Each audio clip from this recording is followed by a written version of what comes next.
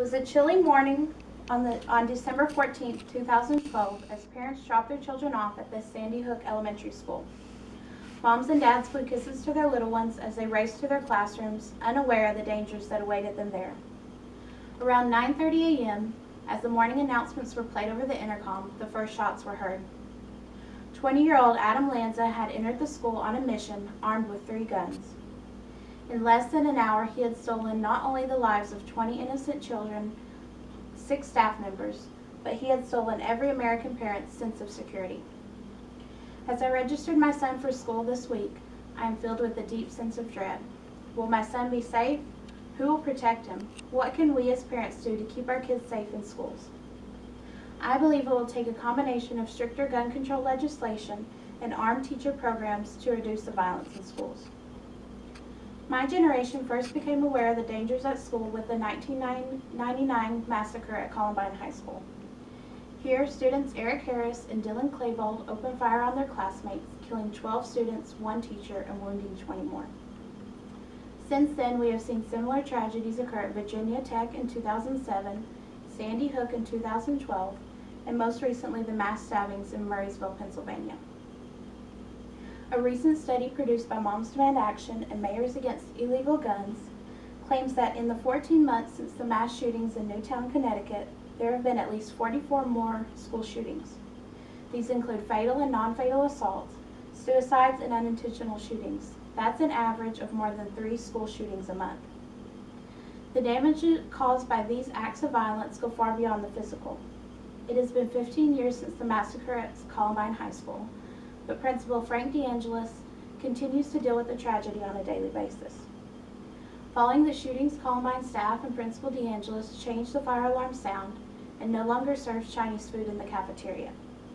They hope these small changes have helped avoid invoking the smells and sounds of that terrifying day.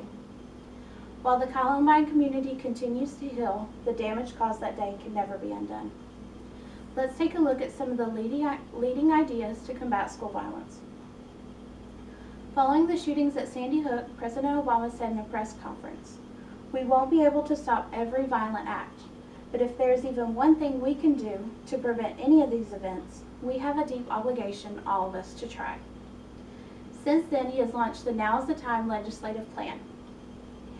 His comprehensive plan involves gun control in several areas, but his specific plan for the school systems calls for more school resource officers and counselors, better emergency response plans, and more nurturing school climates.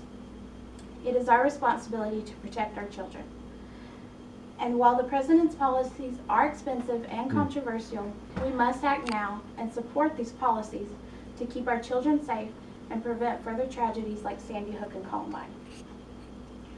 While the Now's the Time plan would work to prevent school violence, armed teacher programs would serve to minimize the damage caused when violence does occur at schools. John Cruppa III is an immediate action rapid deployment IARD trainer who has served as a police officer for 22 years. He makes the observation that the first responders in situations of school violence are not police officers, but are actually the staff members of the school who are on the scene when the violence breaks out.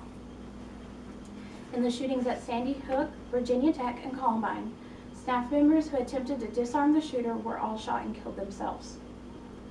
Cruppa's expert opinion is that if these first responders had been trained in basic IARD tactics, and if a few of the members had been armed, they could have possibly stopped the shooter before the violence had broken out.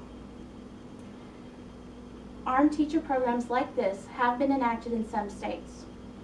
David Thewalt is the superintendent at Harold Independent School District, and he has championed what he calls the Guardian Plan. Since 2007, his school has used an armed teacher program that involves arming a few staff members called Guardians. Guardians must have a handgun license, been approved by the school board, and undergone training in accuracy and hostage situations. The key to the Guardian Plan is that no one knows the identity of the Guardians. This keeps the Guardians from having their guns stolen or being the target in a school shooting. Thewalt believes guns in the hands of good people results in protection from bad people. Armed teacher programs like the Guardian Plan would save lives in the horrible instance that someone enters your child's school with an agenda to harm. In conclusion, I ask that you close your eyes. Imagine you're at work, going about your day, when you get a phone call that will change your life forever. Imagine being in the shoes of the parents of the children of Sandy Hook. Imagine dropping the phone, falling to your knees as you realize you will never hold your precious child again. These parents never would have imagined this could happen to them. They didn't know that one man with one gun could take away the most important part of their lives in just an instant. I believe had they known, they would have fought with every resource they had to make it impossible for Adam Lanza to get his hands on those guns. We must fight not only for the children of Sandy Hook, but for our own. We must fight for now is the time and legislation that would allow guardians to protect our children when we can. Will you fight? Thank you.